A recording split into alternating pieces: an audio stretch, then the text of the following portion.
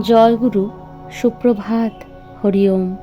ওম অখণ্ড সংহিতা বা অখণ্ড মণ্ডলেশ্বর শ্রী শ্রীমৎ স্বামী স্বরূপানন্দ পরমহংসদেবের অমৃতময় উপদেশবাণী দ্বাবিংশ খণ্ড।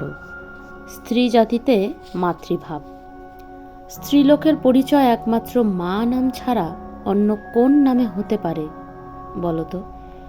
রামপ্রসাদ এদের মা বলেছেন, রামকৃষ্ণ এদের মা বলেছেন, এরা আমার তোমার সবার মা।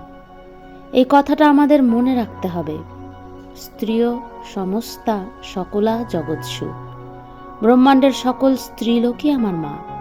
অর্জুন উর্বশীকে মাতৃ সম্বোধন করেছিলেন, মায়ের প্রাপ্য পূজা দিয়েছিলেন।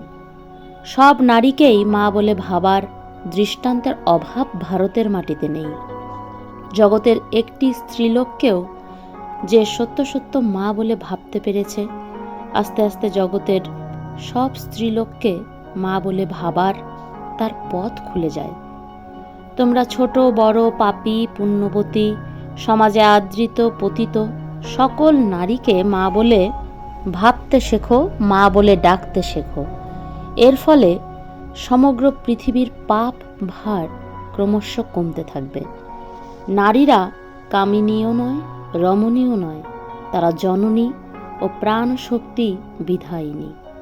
যে দেশের নারীর প্রতি মাতৃভাব যত সুদৃঢ়, সেই দেশের সভ্যতা তত উন্নত বলে জানবে। মা ডাকে প্রাণ মন পূর্ণ করে নাও।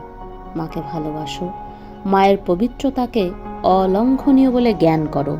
সমগ্র জগৎকে মাতৃভাবের শিক্ষা দাও। হরি ওম।